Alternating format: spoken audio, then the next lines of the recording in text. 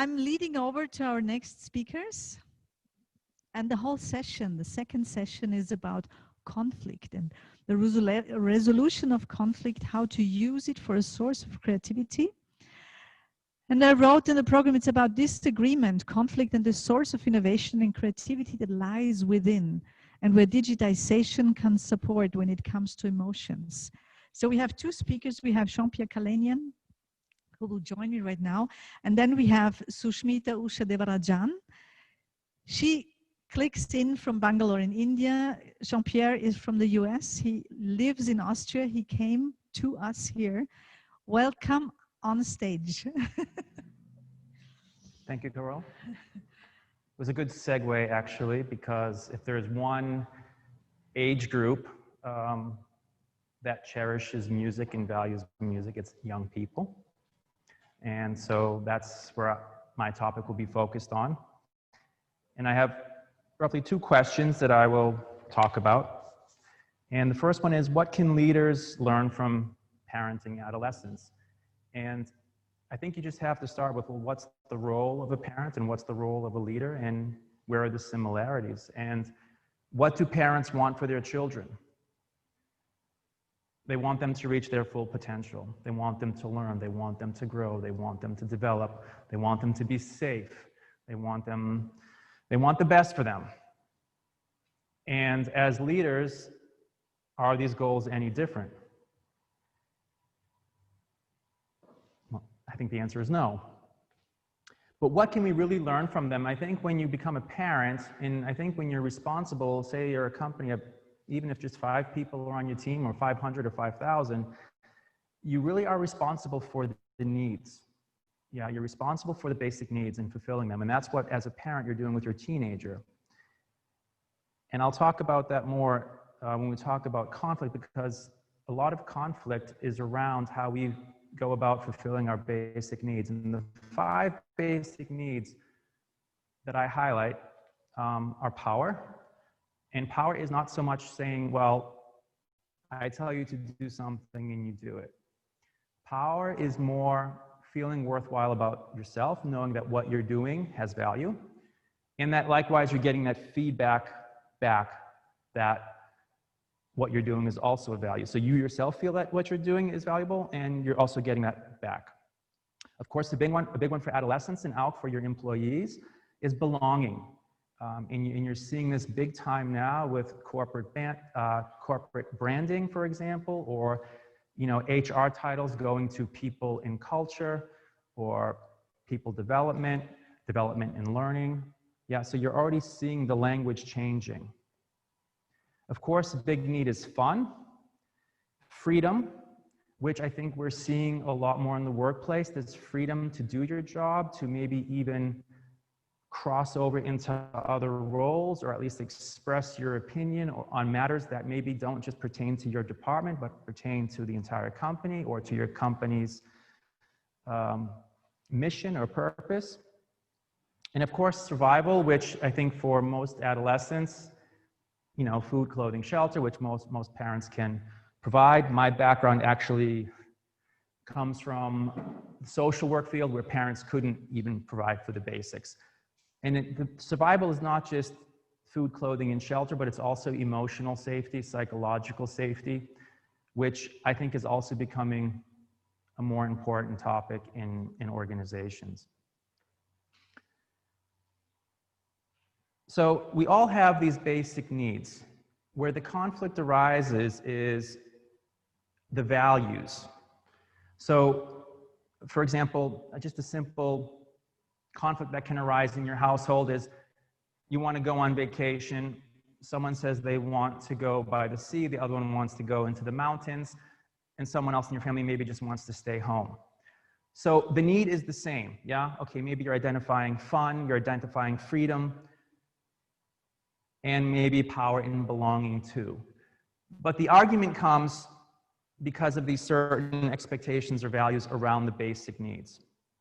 So I think this is where the focus needs to go. Whenever there's a conflict, whenever you see yourself arguing about something, I always say values can take us apart, but the basic needs can always bring us together back to the common ground. And if we can bring ourselves back to the common ground, we're more likely then to find an agreement or reach an agreement or negotiate. I think what's important with conflict too is fun. And I think it's important for companies to have somewhat of a fun culture or a culture where they belong, because if there's a purpose just greater than what you're doing on a day-to-day basis, just that goes beyond your technical skills, you are more likely to have a reason to resolve a conflict. Why do you resolve conflict? It's not just to come to a conclusion, but it's also to make amends. It's to keep the relationship that you have solid. And maybe as a result of going through this conflict, you're actually strengthening the relationship and strengthening the rapport. The next question, and I'll talk about this also another third thing, and I'll talk about it more in a little bit, is the epic model. And now this is my biggest discovery after working maybe 16, 20 years with young people. And for me, young people are the ultimate model of development and learning. And earlier we heard about, the brain, and with adolescents, the brain development is not really there. So they go about their world in a more feeling, intuitive, in the moment, in the here and now. And ironically, this is kind of where we're also going in our human development is, getting away from this, from the head to the mouth and then out, but more so going deeper within, going into the heart, going into the gut, and going into a feeling. And the EPIC model stands for explore, play, inspire, and connect. And what I found with almost 2 decades worth of experience dealing with young people coming from significantly disadvantaged families, environments, situations, you name it, I saw it all. What I saw is that when you provided them a safe environment, when they were given a safe place where they knew they could talk to someone, where they knew there would be running water, there'd be food to eat, someone wouldn't be yelling at them, that if the fight broke out or if there was a problem, someone was there. I saw this exploration come out again. They became curious again. They became more playful. And play is so huge because, there's even research. You even have companies now playing with Legos, for example. And there's a reason for that, is because we learn through play. And more importantly, we learn about conflict and resolving conflict when we play. Because what's worse than having a play, how should I say this? When there's a conflict when you're playing, the last thing you want is the play to stop. So you will do anything as a kid to come up to some type of conclusion, or even though you're giving up a point or you're going to lose this game, as long as you know you can play another game or another round, that's the reason to resolve the conflict. And this is why I think for children and young people, and even in companies, to have this playful spirit, it gives you another reason to want to resolve the conflict. And this is where you learn these skills with young people, but also in your organizations. Inspire, I do believe that inspiration is key, and especially young people today and the rise of the internet and more so YouTube. What teenager hasn't watched something on YouTube and said, I can do that, or I want to do that, and then maybe within a day or two you're taking a trip to the hospital because someone has a broken bone or had a bad fall. But it's there, and inspiration goes both ways. It's I want to be inspired. Maybe you were just inspired earlier by the music. It helped me kind of tap into this a little bit of this youthful energy, which I try to access every now and then. But we also want to inspire others as well too. And in your workplace, your people want to not only be inspired by you as a leader, but they also want to inspire you. Yeah, they want this, they need this. And of course, connection, that's pretty simple, but connection also has 3 important pieces. And for one, we make connections with ourselves. When I learn something, when I develop, I make a cognitive connection with myself or learn a new skill.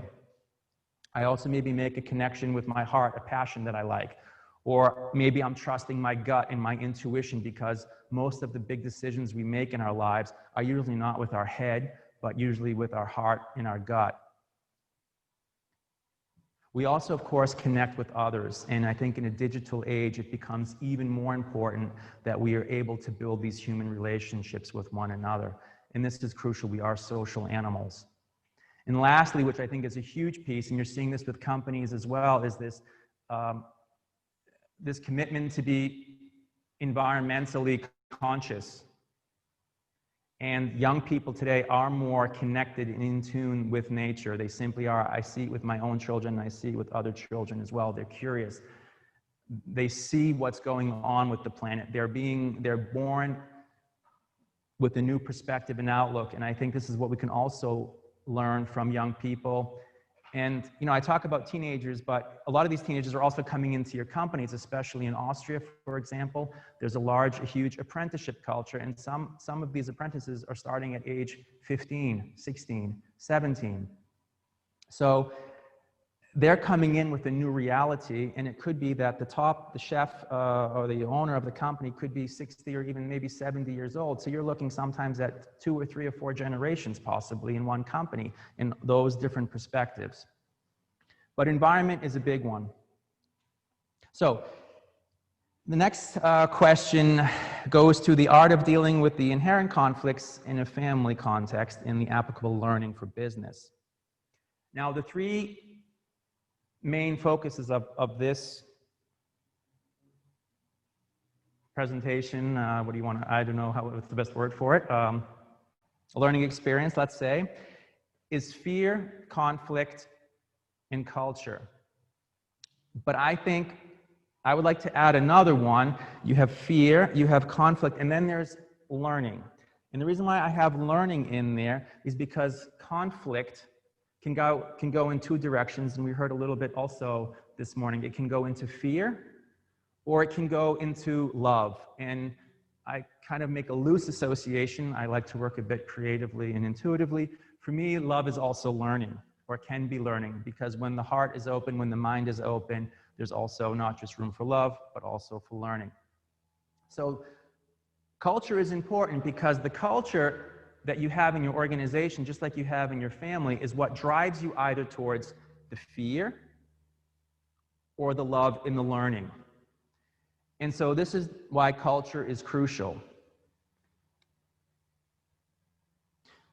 And as I said earlier, to create this culture, whether you want to call it a feedback culture, or if we like to use, I'm also interested in digitalization, because I believe what we try to do technically is just a mirror of what we're trying to accomplish as humans. And I think some of you saw when the screen backs up, you get to see the floor. We are in a round room here, and you see these rings around the floor. And there is a technology called edge computing. I won't get into all the details. Maybe Gerald can speak to it later in his presentation. But the point is to gather information using the Internet of Things and other devices at the edge, at the fringe, and making decisions quickly. And we see it, for example, with the whole Black Lives Matters movement, or anything you see on media nowadays that's hitting your screen is not coming from CNN. It's not coming in Austria from ORF. It's coming from someone who's there, maybe a 15-year-old, a 16-year-old who has his camera and has his video and is recording live. That's information from the edge. It's live, it's happening, and you can respond. And I think young people are also more in tune to this. You know, they see something, they want to respond, they want to react. And companies who operate at the edge, and companies that can create what I call a human edge culture, where they trust the people who are at the outer skirts, the people who have literally boots on the ground, to have access to the information, which they do anyway, but more importantly, to be able to respond to that in real time and not have to kick it back up to central, wait for a response, and then send it back down. And by the time that's done, maybe the opportunity to respond, especially if it's in a crisis situation, as we heard earlier, could be too late. And I think, just to wrap it up, I could go on, as we all could. What's important with parenting and what's important with companies, it's a term that's used in negotiation, it's called BATNA. And it's called the best alternative to a negotiated agreement.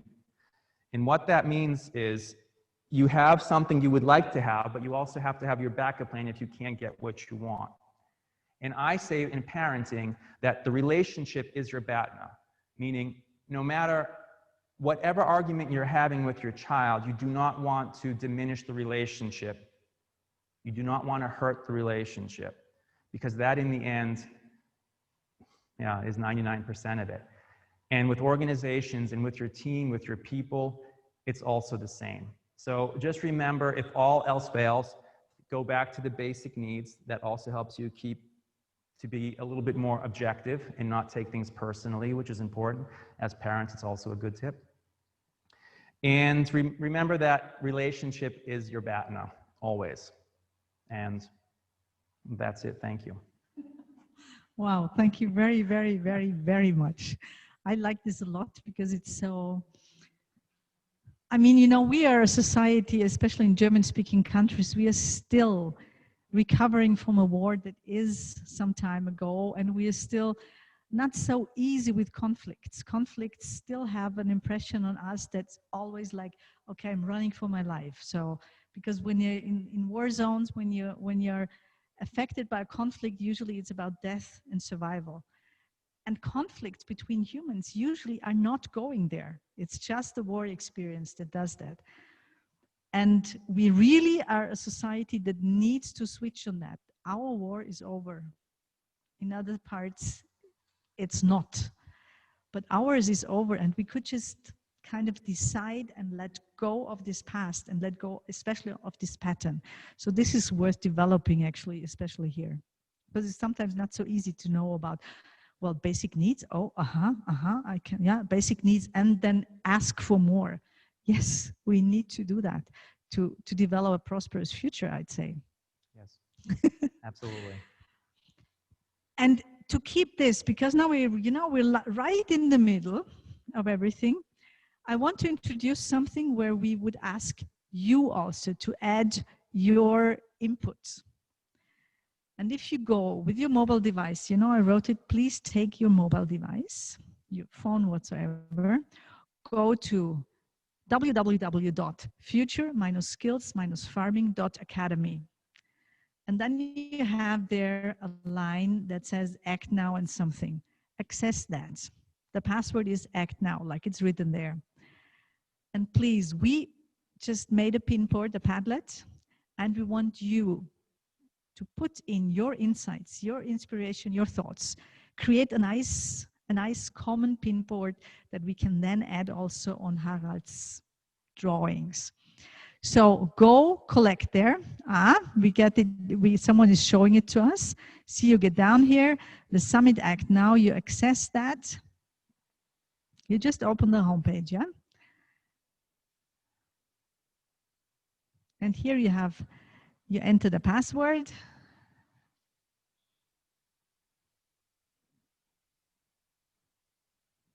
Haha. Yes, you can just copy and paste.